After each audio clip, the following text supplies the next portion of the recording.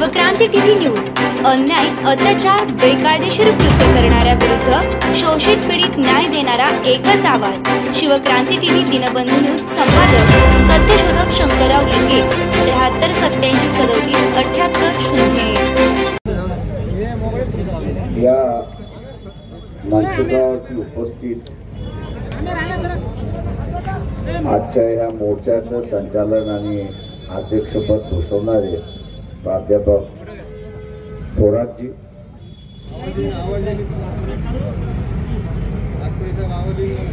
त्याच्याच बरोबर डेव्हिड गोमारे यांनी आपल्या समोर या ठिकाणी मनोगत व्यक्त केले आणि अपेक्षा व्यक्त केल्या असे असणारे नवनाथजी वाघमारे,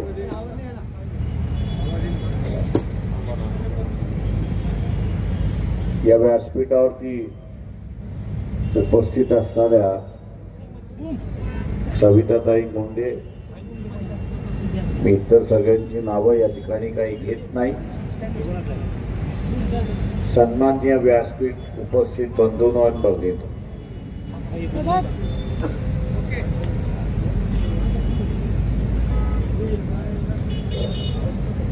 ओबीसींच्या लढ्यामधलं एक महत्वाचं पाऊल त्यांना टाकावं लागेल अशी असणारी परिस्थिती आहे।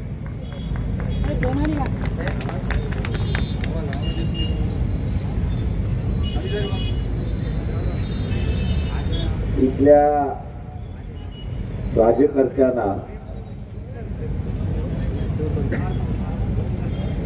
एकच भाषा कळते। ओ राजो, बसून घ्या तिथे, बसून घे खाली राजा।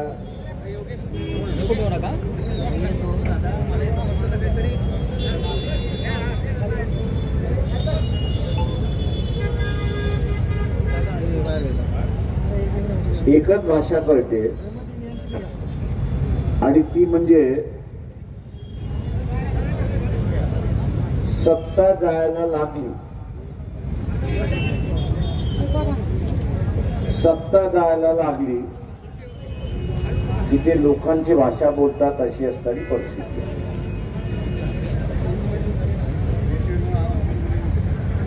जरांगे पाटील यांनी सुद्धा एक आंदोलन उभं केलं। मुंबईमध्ये ठिय्या मांडून बसले आणि मुंबईमध्ये ठिय्या मांडून बसल्यानंतर 190 आमदार काँग्रेसमधले, बीजेपीतले, ओबाटामधले, एकनाथ शिंदे, राष्ट्रवादी काँग्रेस, हे असणारं जरांगे पाटील यांच्या दर्शनाला गेले। आपण फक्त दर्शनाला गेलो एवढंच फक्त बघतो आणि त्याच्यावरती टीका करतो, त्याच्या पलीकडे आपण असणारा बघत आणि तिथे आपल्याला असणारं दिसतं की देवेंद्र फडणवीस यांची भाषा बदलली। कोर्टाचा निर्णय येऊ द्या, मग आपण बदलू।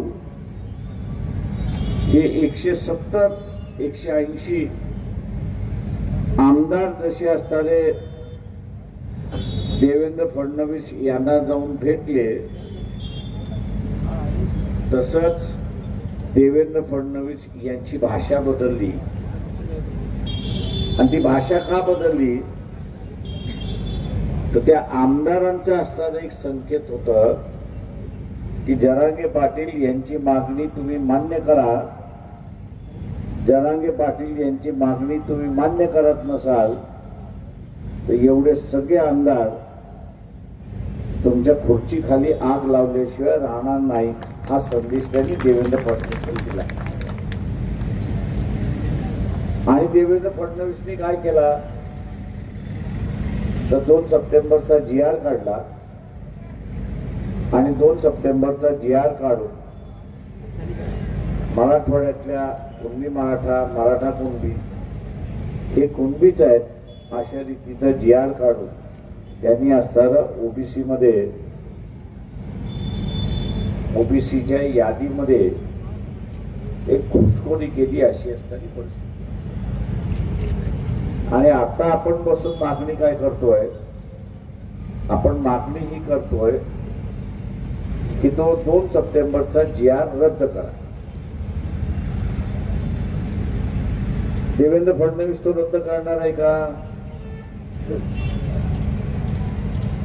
देवेंद्र फडणवीस रद्द करणार असेल तर त्याच्या समोर ते 190 आमदार जरांगे पाटील यांना भेटायला घेतले ते आहे. तेव्हा ही ओबीसीने एक लक्षात घेतली पाहिजे की ही राजकीय लढाई सुरुवात झाली. ही राजकीय लढाई सुरुवात झाली. 180 मराठा समाजातून जे आमदार होते त्यांनी असताना देवेंद्र फडणवीस यांना असताना सांगितलं की जरांगेची तुम्ही मागणी मान्य करणार नसाल तर तुम्ही मुख्यमंत्री राहणार नाही. आपलं मुख्यमंत्री पद जाऊ दे म्हणून देवेंद्र फडणवीसने असताना जी.आर. काढला अशी असताना परिस्थिती आहे. ओबीसीला वाटतं का की हा जी.आर. रद्द झाला पाहिजे? मी आपल्याला विचारतो, ओबीसीला असं वाटतं का की हा जी.आर. रद्द झाला पाहिजे? मग तुम्ही काय केलं पाहिजे?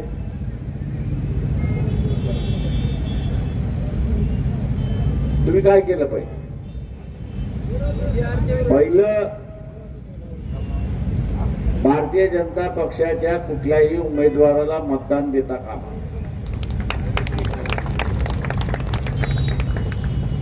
ओबीसीने खुणगाठ बांधली पाहिजे.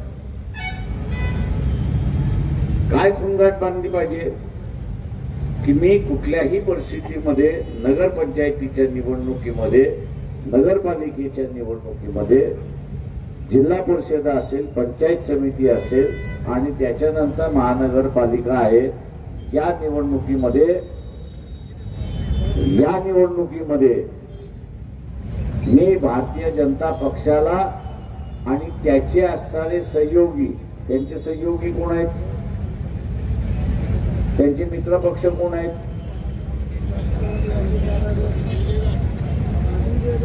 राष्ट्रवादी काँग्रेस आणि एकनाथ शिंदे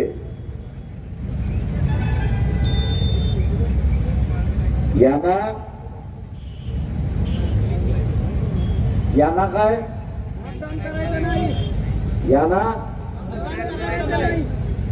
यांना सुद्धा मी मतदान करणार नाही. यांना सुद्धा मतदान करणार नाही.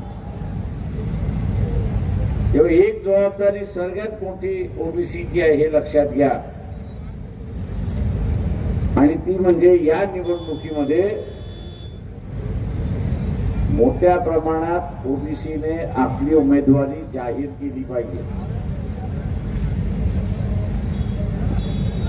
मोठ्या प्रमाणात त्यांनी असताना उमेदवारी आपली जाहीर केली पाहिजे. प्रत्येक मतदारसंघामध्ये एक ओबीसी उमेदवार तरी असला पाहिजे. एक ओबीसी असला पाहिजे. काही मतदारसंघ इथे असणारे एससी साठी राखीव आहेत, काही मतदारसंघ यासाठी ट्रायबल साठी राखीव आहेत. हा एससी आणि एसटी हा प्रो आरक्षणवादी आहे हे लक्षात घ्या. आरक्षणाच्या बाजूने आहे आणि हा आरक्षणाच्या बाजूने असल्यामुळे तो आपला असणारा नैसर्गिक मित्र आहे हे आपण लक्षात घ्या. आणि म्हणून या मंचकावरनं जे सांगण्यात आलं, नवनाथ वाघमारेने सांगण्यात आलं, काय सांगण्यात आलं की आपलं मत कोणाला द्यायचं, आपलं मत कोणाला द्यायचं, आपलं मत आरक्षणवाद्याला, आपलं मत ओबीसीला आपलं मत एसटीला, आपलं मत एसटीला, आणि हे नाही मिळाले तर आपलं मत कोणाला? जोरात बोला, जोरात बोला. डोक्यात राहील की दंगल होय जाय म्हटलं. भारतीय जनता पक्ष लागली आहे दंगल करायला, फोडाफोडी करायला सुरुवात झालेली आहे. आता एक नवीन खेळ सुरुवात होईल. बिहारचं इलेक्शन संपलं रे संपलं की आपल्याला पाकिस्तान बरोबर युद्ध करायचं आहे.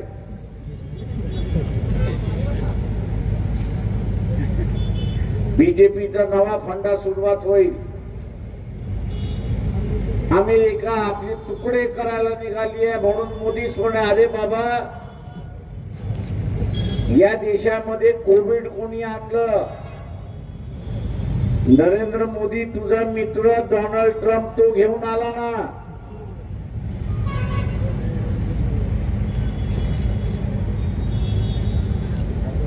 जगाने असणारे आपले सगळे दरवाजे बंद केले. परदेशी नागरिकाला येऊ दिलं नाही. का परदेशी नागरिकाला तर त्याच्याबरोबर कोविड येईल. भारतामध्ये कोविड कोणाबरोबर आला तर डोनाल्ड ट्रम्प बरोबर आला, हे आपण लक्षात घ्या.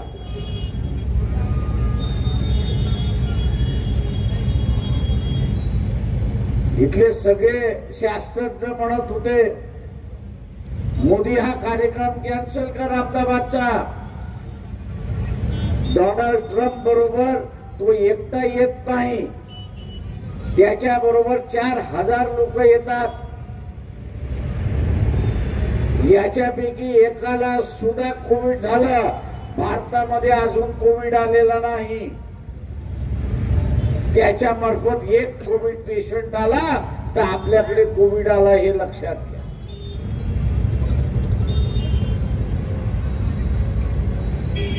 पण माय फ्रेंड डोनाल्ड ट्रम्प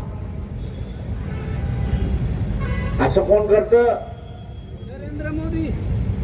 नक्की तू एकटाच बोलतोय, दुसरे जण घाबरलेले दिसतात आहे. मोदी बाळासाहेबांचा कार्यकर्ता आहे मी. कोविड जर कोणी आणला तर मोदीने या देशामध्ये आणला, हे लक्षात घ्या.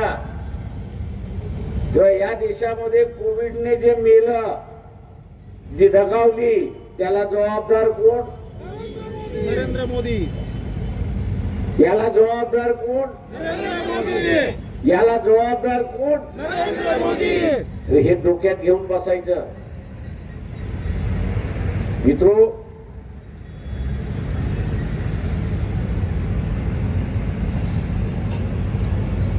आता पाकिस्तानचा 15-20 दिवसामध्ये चालू होईल.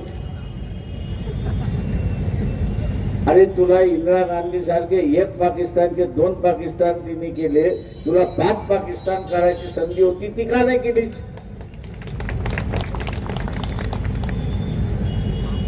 आयुष्यामध्ये लक्षात घ्या, गाठ्या आणि फाफडा हा कधी लढत नाही.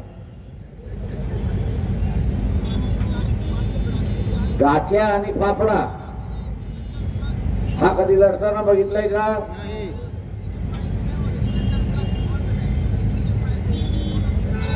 तो नेहमी काय म्हणत असतो? तो नेहमी काय म्हणत असतो? गाठ्या आणि फाफडा. सगळ्यांना माहिती आहे ते वाक्य. काय म्हणतो? जमवा दोन्ही. तो वापरतो की नाही? जमवा दोन्ही. जमवा दोन्ही म्हणजे काय?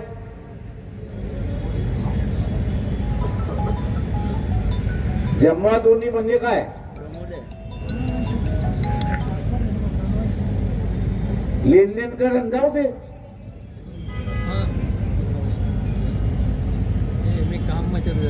जेव्हा हे जे लेनदेन करणारे जे आहेत ते या देशाला धोका आहे, ते आपण लक्षात घ्या. इथला डोनाल्ड ट्रम्प धोकादायक नाहीये. तो भारताच्या विरोधात नाहीये, तो मोदीच्या विरोधात आहे. आणि मोदी असं म्हणतोय की तो भारताच्या विरोधात आहे.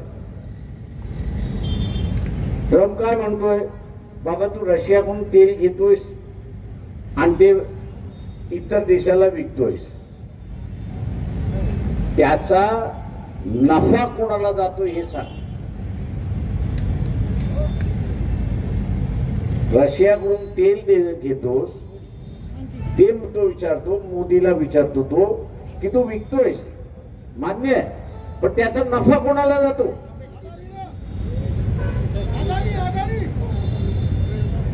चुकलास.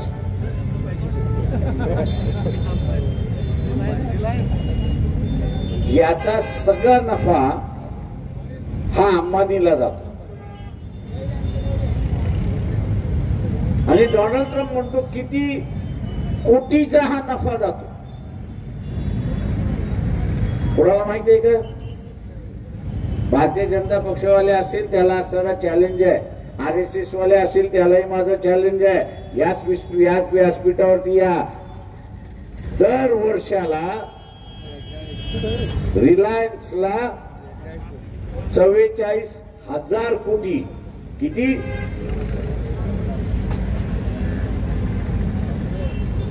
44,000 कोटीचा नफा होतो.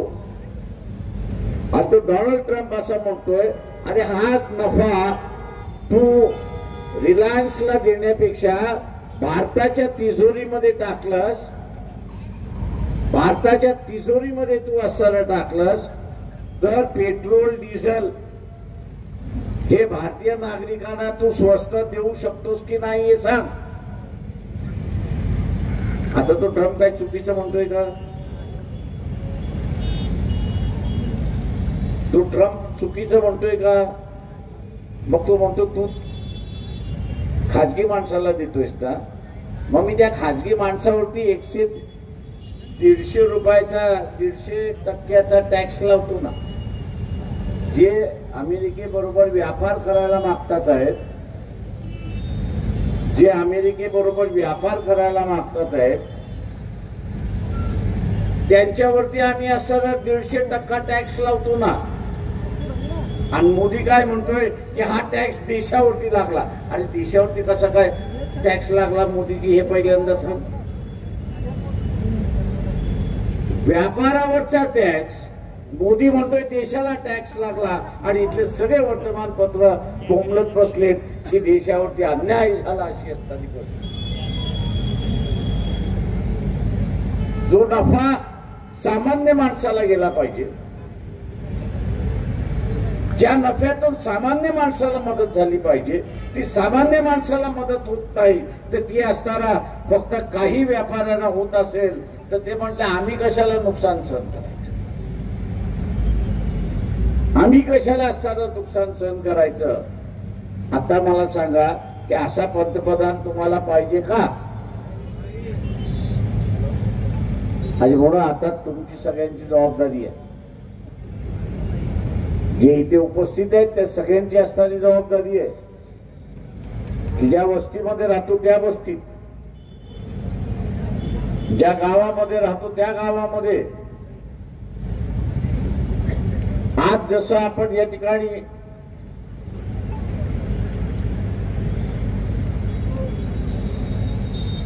ठरवलं की माझं मत भारतीय जनता पक्षाला नाही, माझं मत भारतीय जनता पक्षाला नाही, हेच आपण आपल्या वस्तीमध्ये आणि आपल्या गावामध्ये काय करायचं, काय करायचं, काय करायचं, काय करायचं, सांगायचं नाही,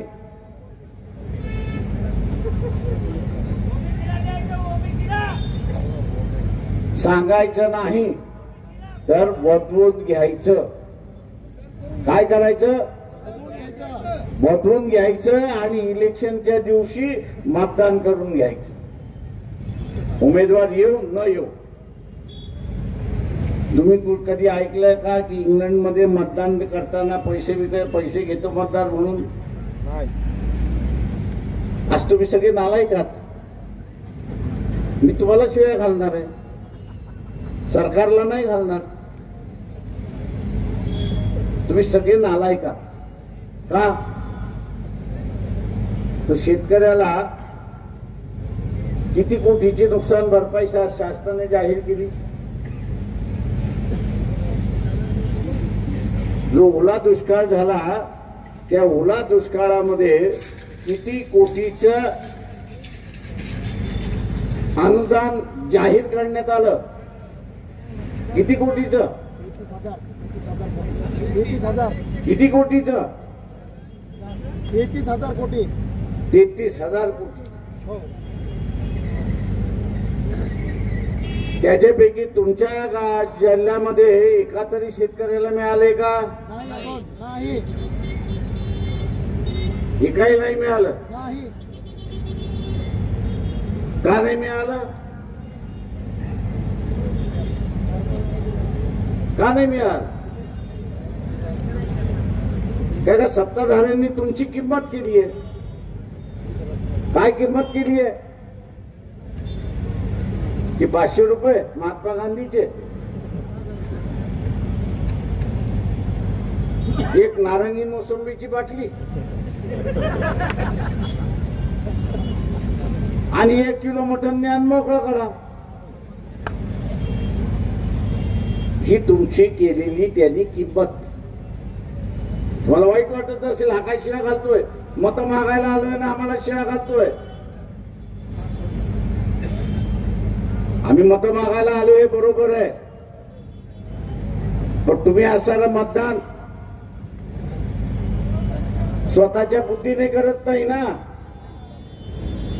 तुम्ही मतदान कशाने करताय? महात्मा गांधीच्या नोटीकडे बघून करताय, नारंगी मोसंबीला बघून तुम्ही मतदान करताय, मटणाला बघून मतदान करताय.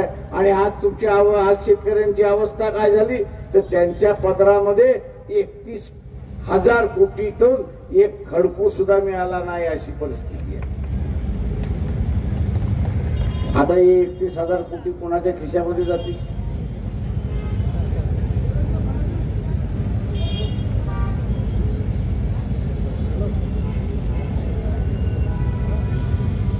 नेपाळमध्ये काय घडलं? नेपाळमध्ये काय घडलं? नेपाळमध्ये काय घडलं?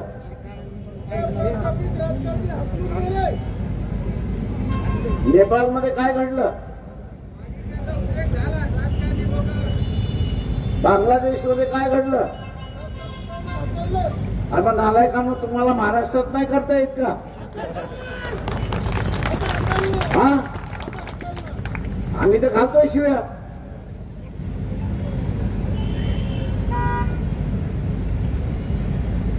तुम्ही उठाव केला नाही तर काय होणार आहे? मला एक जण आला की साहेब ते उठाव केला तर पोलीस पकडून जाईल. बट पोलिसाला ठेवलंच तर तू लाचले ना. म्हटलं तू ऐकलंस का की नेपाळमध्ये उठाव झाला, त्या पोरांवरती केसेस झाल्या, हे तू ऐकलंस का? तो म्हटलं नाही. बांगलादेशमध्ये उठाव झाला, तिथल्या पोरांवरती केसेस झाल्या, हे तू ऐकलंस का? तो नाही. म्हटलं का केसेस झाल्या नाही? का जनता ही देशाची मालक, हा देश जनतेचा आहे. जेव्हा मालकाने उठाव केला तर मालकावरती काय होणार आहे का? फक्त तुमच्या मनातली भीती आहे ना ती घालवा. माझ्या जातीचा माणूस आहे ती भीती घालवा. या देशामधली परिस्थिती 2 मिनिटात सुधारते हे लक्षात घ्या. काही वेळ लागत नाही, काही वेळ लागत नाही. मला पोलीसवाले म्हणतात तुम्ही चिथवणी देताय. म्हटलं पकडा.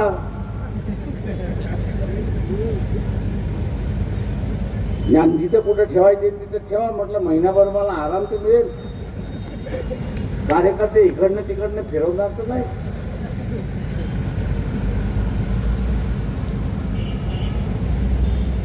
पण ते पोलीसवाले मला पकडायलाही तयार नाही, आतमध्ये टाकायला तयार नाही.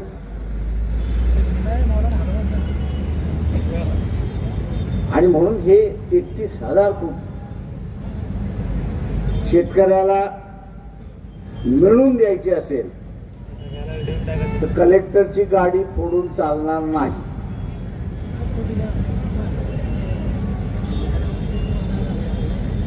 पोलिसाची गाडी फोडून सुद्धा चालणार नाही. का ते हुकमीचे ताबेदार आहे. हुकूम झाला की करतील, हुकूम नाही झाला तर काय करतील. आता हुकूम कोण देतात? पक्षाचे पदाधिकारी, सत्ताधारी पक्षाचे पदाधिकारी. पण त्यांच्या विरोधात आंदोलन करायचं की न करायचं?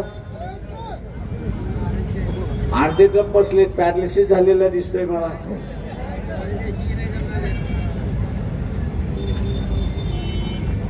ओबीसीनो एक लक्षात घ्या, तिथे धर्म बुडणार नाही.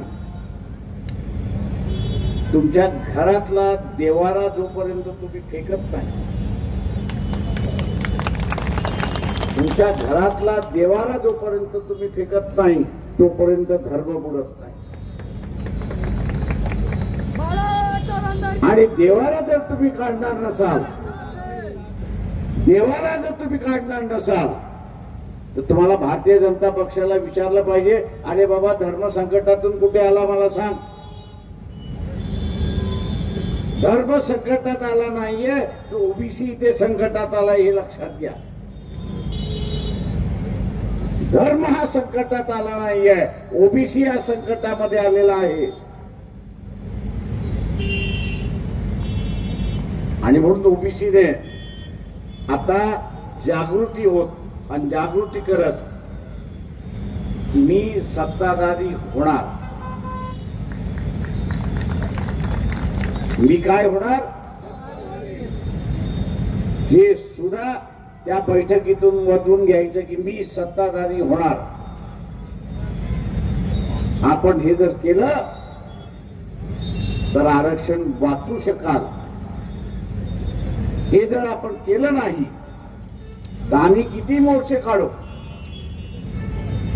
आम्ही किती भाषण करू, त्यातून वाचणार नाही हे लक्षात घ्या. आपल्यामध्ये बरीच वकील मंडळी आहे. प्रकाश अगोदर निर्णय झाला मग कोर्ट कसं म्हणतंय? मी त्याला म्हटलं मान्य आहे ना मला, याच औरंगाबाद कोर्टामध्ये माजी न्यायाधीश मार्लापाले यांनी असा निर्णय दिला की सगळ्या कुणबी मराठा कुणबी यांना कुणबी म्हणून संबोधता येणार नाही, हा निर्णय दिला. सुप्रीम कोर्टाने त्याच्यावरती शिक्कामोर्तब केला, हेही बरोबर आहे. एकदा प्रश्न निकालात निघाला की तो पुन्हा उखडून काढता येत नाही कोर्टामध्ये. तो पुन्हा कोर्टामध्ये उखडून काढता येत नाही. त्याला फुल स्टॉप मिळालेला असतो, पूर्णविराम मिळालेला असतो, त्याच्यावरती न्याय निवाडा झालेला असतो. आणि मग हे विचारतात पुन्हा का? म्हटलं सत्ताधारी कोण आहे? ओबीसी इथले सत्ताधारी आहे. मी ओबीसीच्या मंत्री आणि आमदार खासदार यांच्यावरती कधी बोलत नाही, पण एवढंच सांगेन यांच्या नाड्या तिसऱ्याच्या हातामध्ये,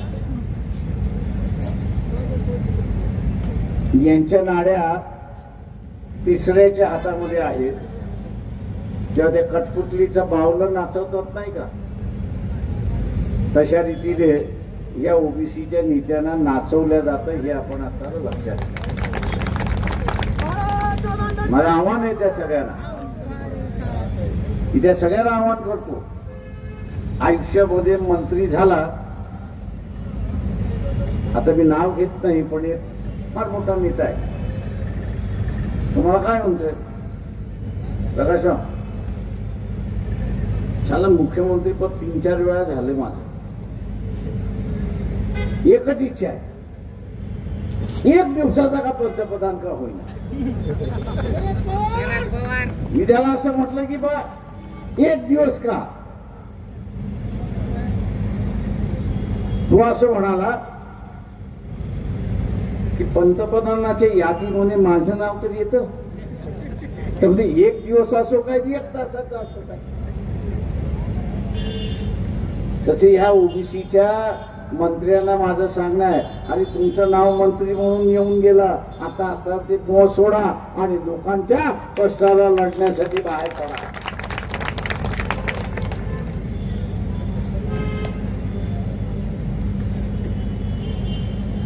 नाही तर असे अनेक मंत्री आले आणि गेले. मी जालना जिल्ह्याचे विचारतो, किती मंत्री झाले जालना जिल्ह्यात?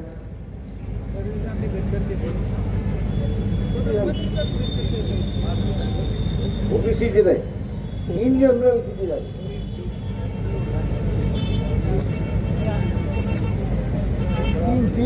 3, 4, 5 नावं माहिती आहेत का?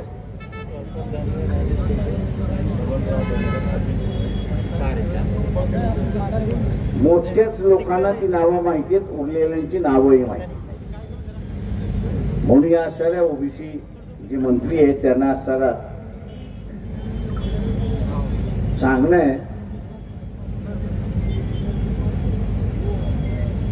की आपण इतिहासामध्ये ठसा उठवला. इतिहासामध्ये ठसा उठवला पाहिजे, आणि इतिहासामध्ये ठसा उठवायचा असेल तर आता असणारी ही संधी आहे. ही संधी आहे, इथल्या आरक्षणवाद्यांचं नेतृत्व करण्याची संधी आहे. आरक्षणवाद्यांचं नेतृत्व करण्याची असणारी संधी आहे. ही संधी गावडली तर पुन्हा शून्य अशी असणारी परिस्थिती आहे. आणि म्हणून इथल्या ओबीसीना माझं आव्हान आहे, मतदान करत असताना